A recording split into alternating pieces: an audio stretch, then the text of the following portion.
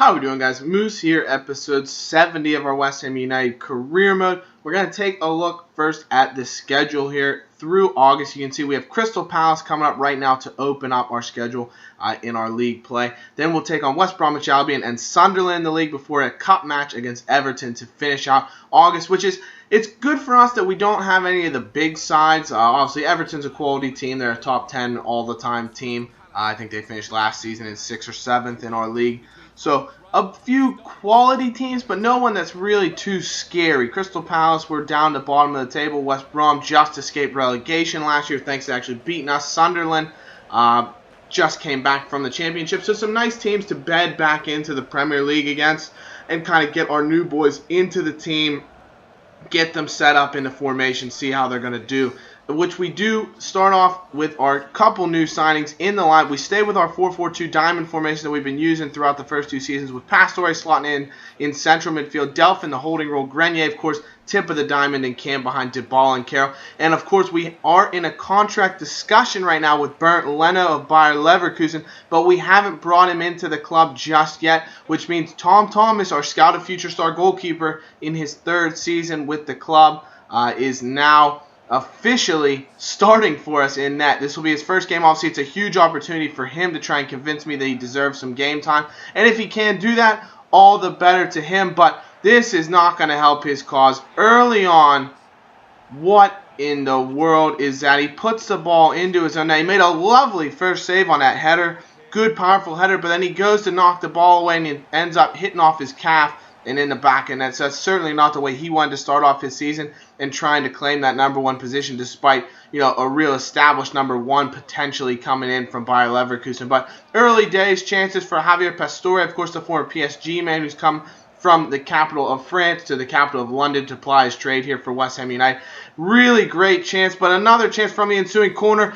Great original save, but Dybala is able to lay the rebound back across the face of goal, and Alex Oxlade-Chamberlain smashes into the back of our net. The Moose's mighty hammer winner from last year, picking up right where he left off, linking up with the Argentine striker Dybala, and it's a beautiful finish by the England man, the former Arsenal midfielder, with a lovely goal. I mean, it's as simple as you like. He puts it in from a half a yard out. He's not going to miss from there. Easiest goal will probably score. Well, I wouldn't say the easiest, but it's one of the easiest he'll score in terms of distance, though he did have a lot of pressure on him. Dybala was an absolute danger early on in the game. Some lovely skills there to beat a couple of defenders, but a vital tackle just at the end there to keep him from getting a shot away on goal. Another chance here for Oxlade-Chamberlain. Pastore showing some really good skill. I thought Pastore was lovely in terms of how he sort of controlled the midfield. Also, we had Delph back there as our energy man, our destroyer, but Pastore is just so calm, so technically gifted on the ball. He plays so well. But another chance here for Crystal Palace.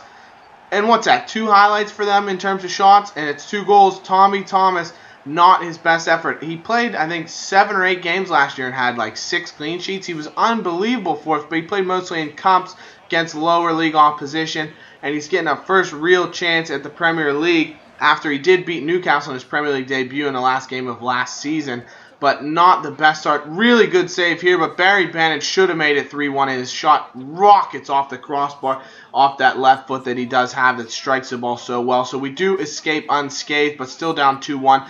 50th minute, now we're into the second half. Aaron Cresswell bombs forward on the left-hand side. Player that we know does want a new contract. He wants a little bit of an increase in wages, so we'll have to see what we can do with Aaron here. But he does create a chance, and Carroll using his noggin, one chance off the crossbar from the Cresswell cross, then from the Dybala cross, he strikes it off the into the hands of the Crystal Palace goalkeeper Price, and a really good chance here that Thomas does make his first fantastic save as he keeps out a chance as Balassi was played through it, but it's a great save. Jenkinson whips the ball, and we're just looking for Carroll fast and furious because we know he does have that aerial ability, but he's just not able to find a target. I'll tell you what, headers not finding their way in like they were last year. Dybala with a chance from a corner, and it's stopped again by the Crystal Palace, who's on a mad one.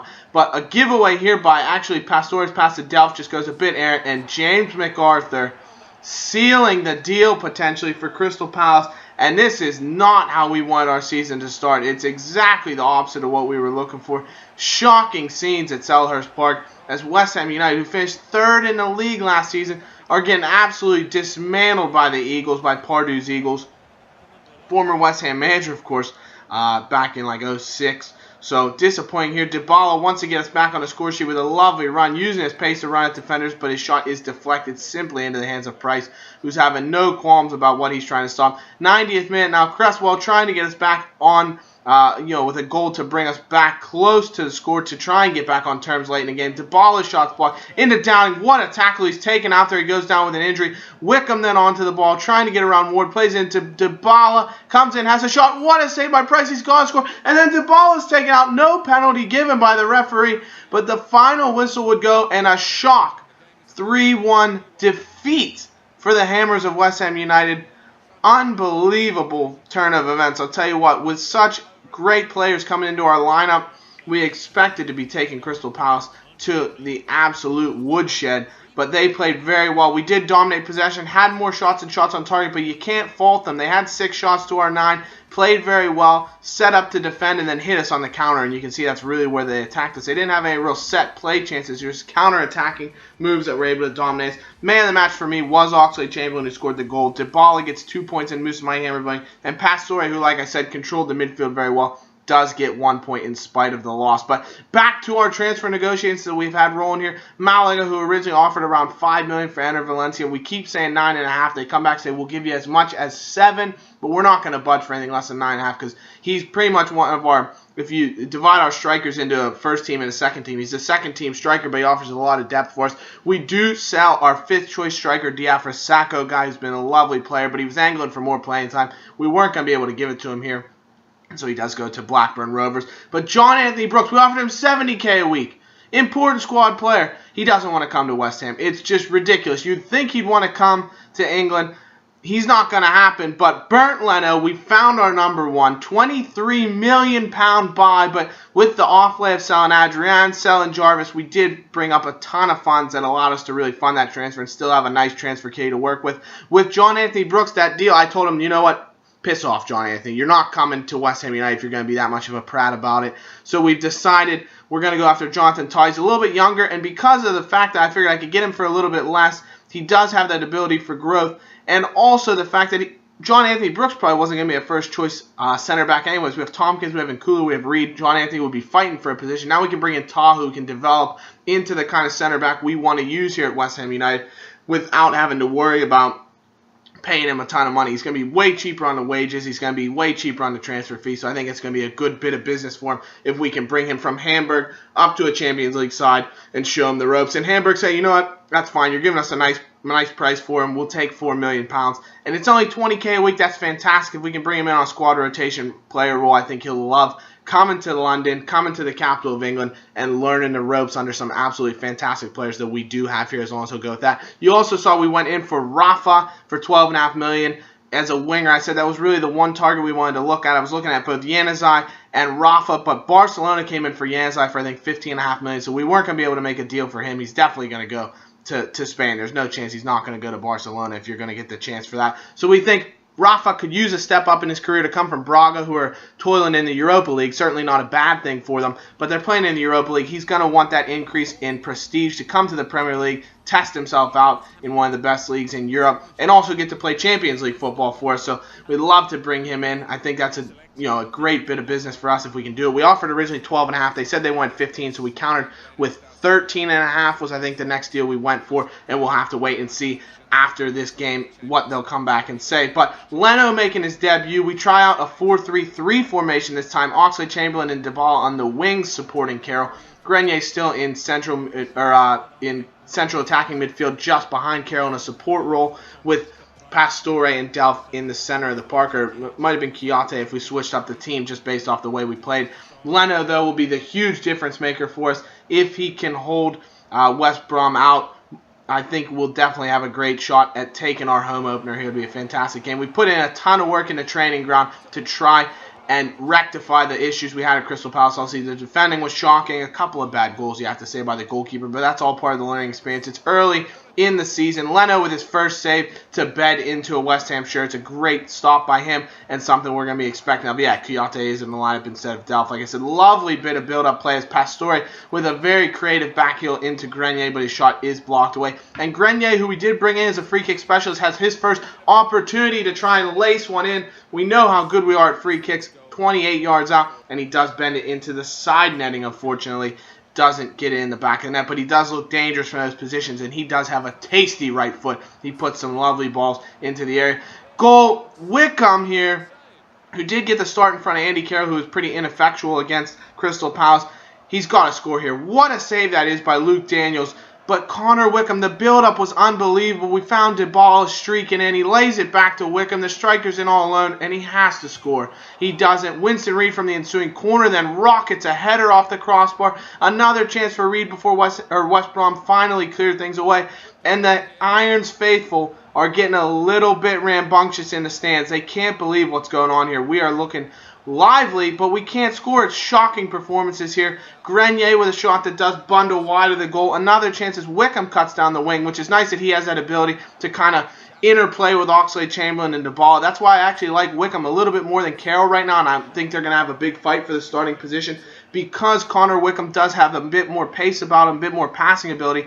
When we play him with, if we bring in Rafa, Oxlade-Chamberlain, Dybala, anyone like that who can support him with pace, we do have a bit of a free roaming front three will be the way I'll kind of look at it. Wickham can squirt out wide and still play lovely balls in. You can have Oxlade-Chamberlain can score from the wing. Dybala can cut any plays as a center forward, but he can also play in the wing. So we have a lot of options when Wickham's in the line. Grenier with another lovely free kick just loops it right over the bar with a ton of power. And the thing is, with his free kick stats, he actually has all 80 pluses. And so it actually makes it a bit harder for me because I have to account for that and take a little bit of power off compared to what I'm usually hitting with the guys like Downing and Cresswell. So it's a bit of a diversion we have to take into account here, but we're still fighting, looking for a goal. Wickham with another header, but Luke Daniels has been immense for West Bromwich Albion in goal, and they do take some attacks here. Sigarini with a great strike, but Bernd Leno equal to the task. He's looking very, very strong for us at this moment in time. Looks like a great buy, and we'll definitely see how he suits up when we have to test him in the Premier League. But just as I say that, Yusuf Malumbu with an absolute laser of a strike into the top corner of the net. You have to say, when you look at it from this angle, there's no way Leno's getting to it. It's a perfectly placed strike, but even at his near post, you want him to be doing a little bit better. But Malumbu hit it with so much power, so much accuracy, it's going to be tough to keep out 9 times out of 10. So fantastic strike. Kiyate just after kickoff following the goal has a strike from range, but he's not able to test Luke Daniels. And we have been pressure.